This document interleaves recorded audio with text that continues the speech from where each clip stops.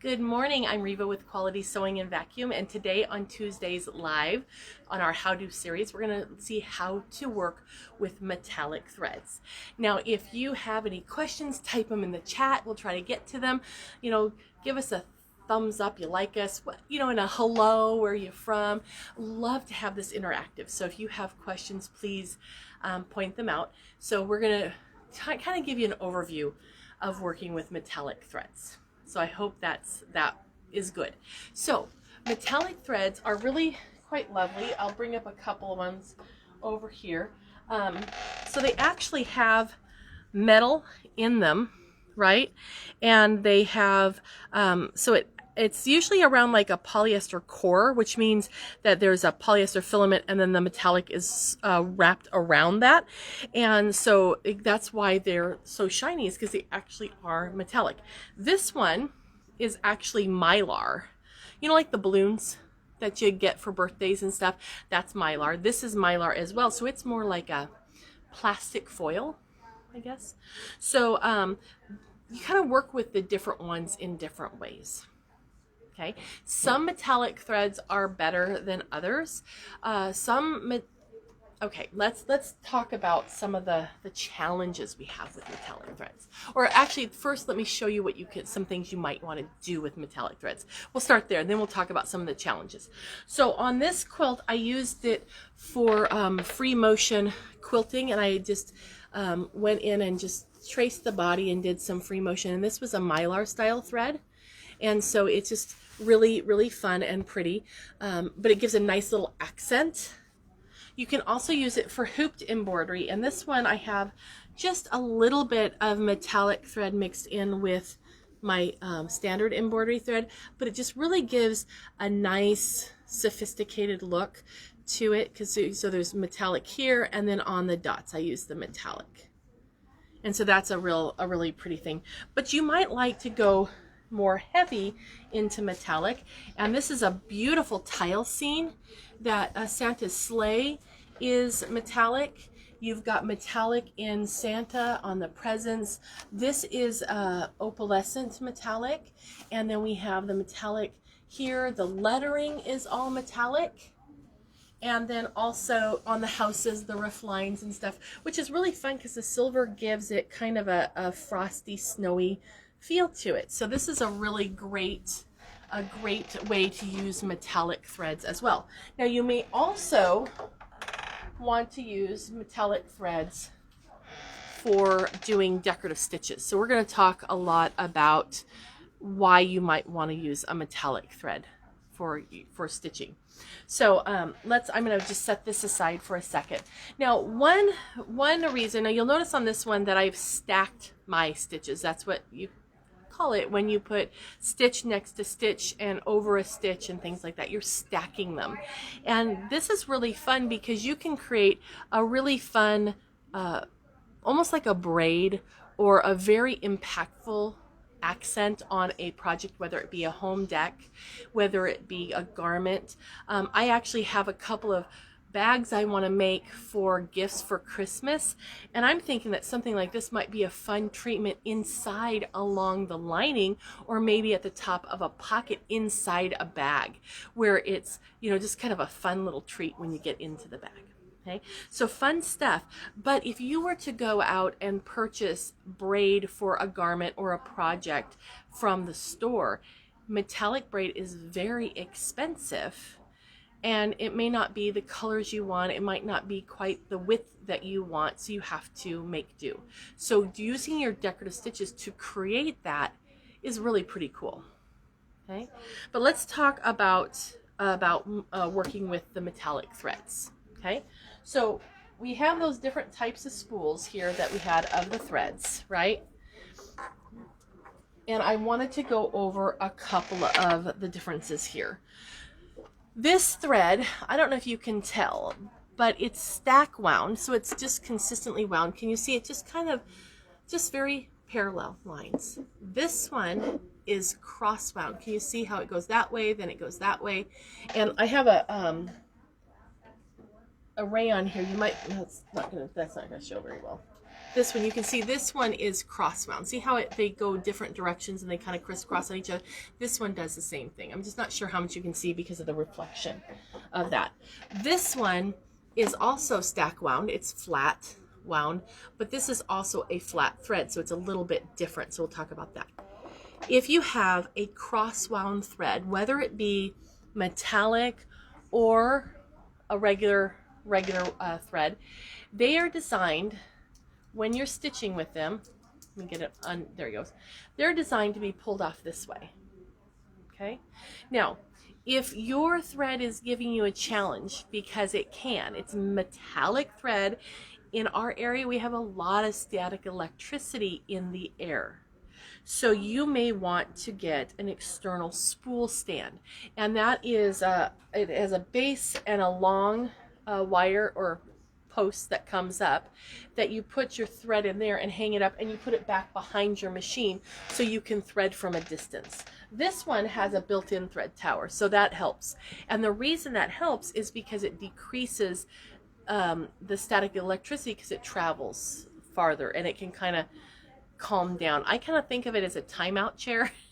You put your thread there and it has time to relax before it gets to the needle, and it's not so staticky. Okay? If you're working with a stack wound thread, they're designed to come off this way, not necessarily this way, because they will twist. Okay? And I'm going to show you an example of that here in a second too. But I want to point out, kind of get you this piece. If you can see, I don't know if you can see, but this is like a piece of tinsel. So it's flat. Literally, it's a flat thread made out of the Mylar. So it's a piece of tinsel. So if you were to spool this off this way, it's just going to twist and twist and twist. But if you go this way, it will stay flat. I hope that's making sense. But if it's not, I've got a visual aid for you. This is your stack wound piece of thread, right? So if you pull off your thread straight like this, it's going to be nice and flat, right? But if you have it on your machine like this and pull it off this way, look at how it twists. Okay, so then that can be a challenge, right? Because you don't want to have all these twisty turnies on your thread, because that's going to cause it to knot up and be a challenge. Now, anybody who wants to go TPing with me later, I gotcha. Well, probably not, because it costs too much to buy toilet paper anymore.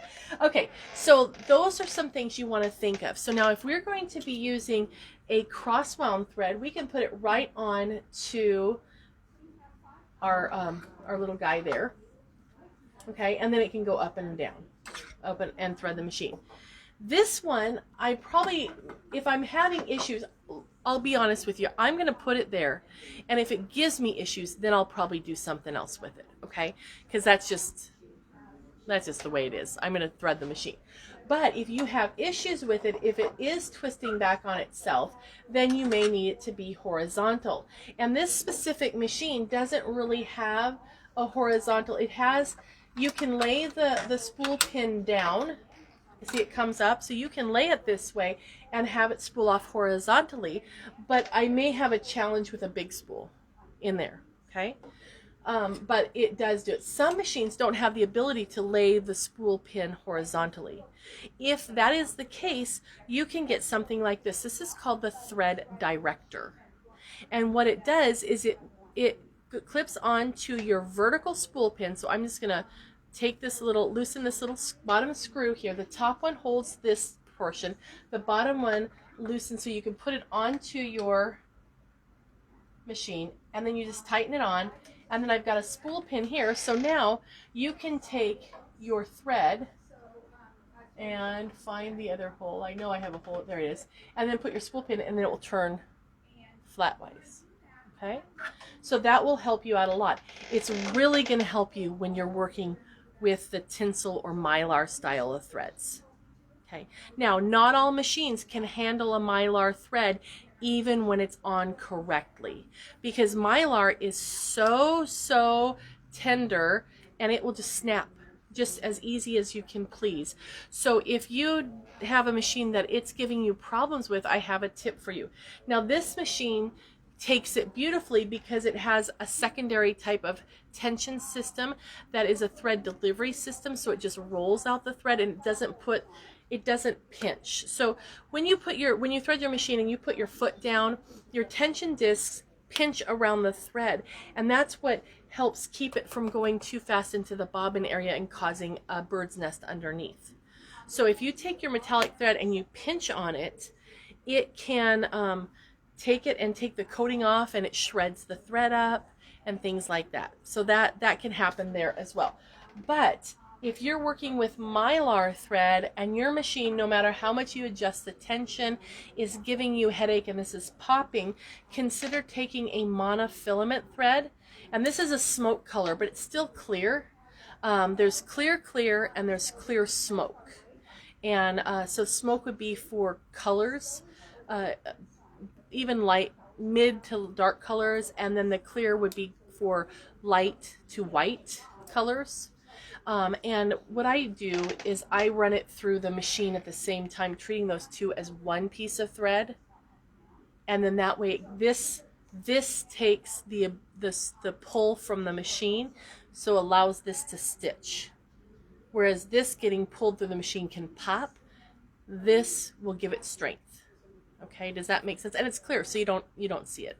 Okay, so that's just a little tip of something that I used to have to do, but I don't have to do that anymore because my machine has that secondary tension system. Okay, threads that misbehave. Okay, so you have you might have a thread stand, and then maybe it's still being static, and maybe it's trying to twist too much, and it's just being all crazy and out of control. A thread net might be your best friend. Okay, so thread nets are well, they're just little plastic nets, you know, that you put over your spool of thread. So you would take it and you have your thread come out the top, and then you just put him in like a little sock. You put him on there. Now, when you get thread nets, you're going to have the urge to trim them to fit, because that makes sense, right? And then instead of a package of 6 thread nets, you have 12 or 15. Resist that urge. Don't do it, because you really want the net to extend up here so it can't puddle around the spool. If you've ever had a spool where it puddles below it and it gets wrapped around the post or something like that, this will help with that. And you want to leave a little guy down here, and you can just stuff him up or puddle him underneath the spool so he's well contained. And you don't leave the sock on each spool. You take it off when you're done using it, and then you use it again. So it's okay if you only have 6 socks or thread nets, because you only use one at a time, right? I'm going to check in, and Carrie, are there any questions? Yeah, Teresa wanted to know that when you do the double threads, do you use a larger hold needle? Very good question. I don't, because the monofilament, I don't know if you can see it, but the monofilament is thin, almost like a hair. You can get thick monofilaments. This is a monopoly from Madeira, so it's really, really soft and very fine. So this is a number 40, but it's almost like a hair. And then the Mylar is thin as well. Now, talking about needles, so thank you, Teresa, very good question. You want to use a metallic needle. And needles are different depending on, you know, they don't just say denim or just say knit or just say whatever. The two things that are really different in a needle are its point shape, its eye, and then the shaft itself, so the length of the needle. So the metallic needles have a more elongated eye, and it's smoother, so it's not like a square, it's more of an oval, so your metallic thread can go in and out of the needle smoothly so it doesn't abrade at the needle. Okay, so that's an important thing. So use your metallic needle, and the size of the needle you want to correspond to your thread and to the fabric. An 80-90 is pretty universal. A lot of people use a 75, but for metallics I usually use like an 80, and happens to be a 90, because some metallic threads are thicker. So this one is thicker than what, you know, the Mylar was. So this one might, you might want to use a little bit thicker. But it's okay too if you want to mix two different colors. You don't have to just use clear. You could put two different types of metallic through as one. But if you're, and in that case, Teresa, if I was using these two, I would probably make sure I got a 90 at least for that one. Okay. So any more questions there? I just want to know if this video will be available to watch again later. Well, that's a good question. No. Yes, of course it is. I'm messing with you. Yes, this will be on our YouTube channel and on our Facebook. And then you can get to them through our website as well, because we have links for all of our content right in our website. So check that out and check out all the other ones too. You'll be stuck at your TV or your device for a very long time watching them all. Okay. All right. So thread nets are great. Thread stands are great. Remember, please don't chop them. I chopped mine because I thought it was such a smart idea and I made them short. No, then they don't even, I mean, it's like trying to put a belt on after Thanksgiving. It just gets too small and it just doesn't fit right. So make sure you leave them long. Okay, now I wanted to talk to you a little bit about, let me show you this on the Mylar thread. So this little gold one here, I actually used a silver here that was similar. And here is one pass of the silver, and what I did here is I layered them on top of each other to get a more luscious look, and I'll explain that in a second. But you just increasingly make it wider and then it gets fuller. But this one here is the Mylar thread.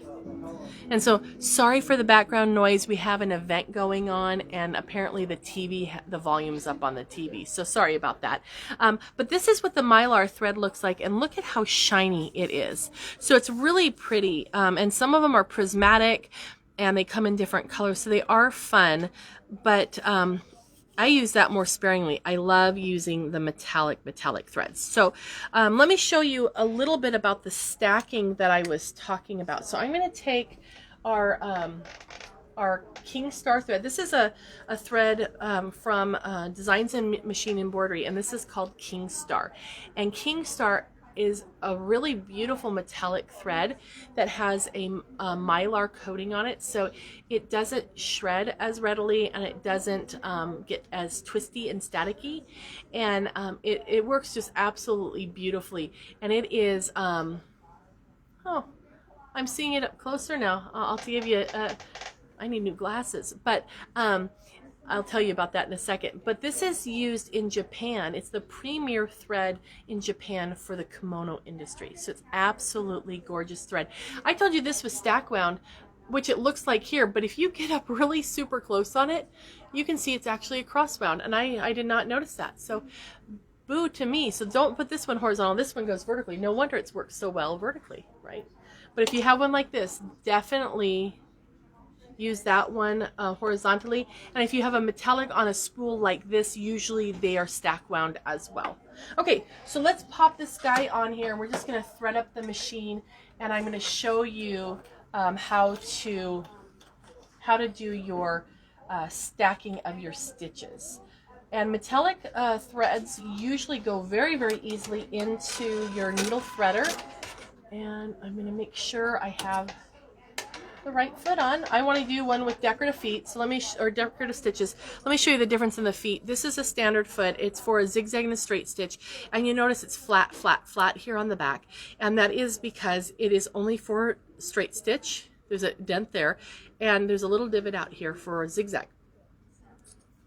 In contrast, this one has that little divot for your straight stitch, but it also has more of a tunnel underneath the foot here to allow the bulk of your thread to pass through underneath so it doesn't get hung up on the foot. Okay, so let me get him in here, and what am I, oh, don't have him all the way threaded. Okay, let's try that again. Actually got to get him all the way in that thread clip. All right, so now we're ready to go. Okay, so when you're working with decorative stitches, if you want to get a really pretty satin band like this, let me show you the stitch that you might want to look for. So in your stitches, I'll go into my regular stitches. Let me make this bigger. I have straight stitch and I got zigzag, and then you have this stitch right here that goes straight over and then down. Straight over and then down. If you don't have this stitch, a regular zigzag will work, but just know it's always traveling forward. So it's traveling on both sides, whereas this one is straight over, then down. It fills in and becomes more of a luscious satin stitch, and you don't have to go as tiny or as compressed. So if I want to make sure that this fills in, you can see my black through there a little bit. So I would want to take the length or the density and take that down a little bit to make it more full. I'm also going to take the width down smaller than what I want it to end up as. So if you can see this is a 9mm stitch here, and I started with 3.5 here and worked my way out to like 7 right here. But what we want to do, if you want to have a nice one like that, is start smaller, make a pass, then the next pass will widen it out and go and straddle right over top. And then the next pass will make it even wider. And what that does is it gives you a mounded effect. So it's really gives you a really pretty look to it. I'm going to slow the machine down because I'm not sewing with a foot pedal. So let's put our foot down, and actually let me get that thread underneath there just so I know where he is. And then we'll just stitch. So right now it's making a very slow stitch. So now it's making the satin stitch, and it should look pretty good, but if you want it to have a real presence, then we're going to be able to do that with widening it out and making multiple passes. So I'll go ahead and trim that thread now. And that's really, really pretty, okay? But I have that at a narrow width, so now I'm going to take that up and make that a little bit wider. And I'm at a 6mm now. And now we'll start that stitching. And as it goes over, it just is giving just such a beautiful look to the thread. It shows off the thread, not just the stitches. And then we'll make one more pass after this one. And when you increase the width of the stitch over the top, you don't do it by a lot, you just do it a little bit at a time. But look, that's already looking much more beautiful. So I'm going to take this up a couple more, and this will be our last pass. Yes. So Reva, what's in your bobbin? What are you using for a bobbin? In the bobbin, you can just use regular bobbin thread. So just a pre-wound bobbin, because you want to be able to have it be lightweight enough, enough. And when you're using a pre-wound, it actually holds more thread than if you are doing a bobbin that you wound yourself. So if you want to do that, that's great. Most machines are either a class 15 size bobbin, or they are a L size bobbin. And this one is a FOF, so it takes a specific pre-wound bobbin that's made by FOF. Okay, but now look at how beautiful and chubby that is. And you probably can't tell, but there's actually a dome or a risen surface to it. So it has a really nice presence to it. So this is something that's really, really fun to do. And you have tons of beautiful decorative stitches on your machine. Consider finding one. Let's find one here. Get out of Carrie's way here. Let's go to Satin Stitches. Let's take a look at the second section. You probably have stitches that look like this, right? Maybe you have this one. That's really pretty, but you might not want to do a whole row of those. If you only stitch one at a time, then you have a petal, and you can make a daisy. You can do lots of different fun things with your let me do single stitch. There we go. So you can take just one of your decorative stitches, one scallop or one daisy or one triangle, one diamond, one oval, and you can make whatever it is you want. In fact, before the days of hooped embroidery, that's what we did. We would play with our stitches and we'd create something. In fact, a scallop is really fun. If you have a scallop going this way, you can take a scallop and hook it this way, and you have a really fun open petal, or maybe use it to make a cloud. You can do lots of different things with your decorative stitches, so they're lots of fun. And don't be afraid of metallic threads. The King Star is not only beautiful, but it just stitches really, really well. I've used that in embroidery designs, and it just doesn't seem to kink or twist or anything on me, and it's lovely. And then we do have thread sets that are multiple colors. There's a couple of different ones that we have, but this is the basic set, and they're so pretty. I know you probably can see that there's 3 golds here, but they're 3 different shades of gold. You've got your red and green for the holidays. There's silver. There's even a beautiful bronze and some blues and turquoise and pinks. Absolutely fabulous set. You will not be unhappy if you try the King Star thread. We just have we always have to be reordering it in the stores because people love it so much. So are there any other questions that we have, Carrie? Okay, so bottom line, if you have a thread that is cross-wound on your spool, it goes up like this and it feeds from the end of the spool up to your thread stand or to your threading of your machine. And if you don't have an external thread stand and you're having a challenge with threads, get an external thread stand and put it back here. They're probably less than around 15 bucks. They're not very expensive. And then if it's a cross-wound thread, it needs to go and pull this way off the spool so it can stay flat and not twist. So those are the main things. And if you love different types of threads, I love my thread director because it gives me the ability to adjust the way my thread is spooling off. So if I want to use my thread stand on this machine, I can use my thread director and give myself a horizontal spool. It also gives me the ability to take my secondary spool and have this here so that way I can run 2 threads through at the same time. All sorts of fun things, but especially if you have that persnickety thread. Like I said, King Star is pretty mellow and it just does what you want it to. But I know if you're like me, you have some beautiful threads out there that are a little bit temperamental. So use a horizontal spool pin.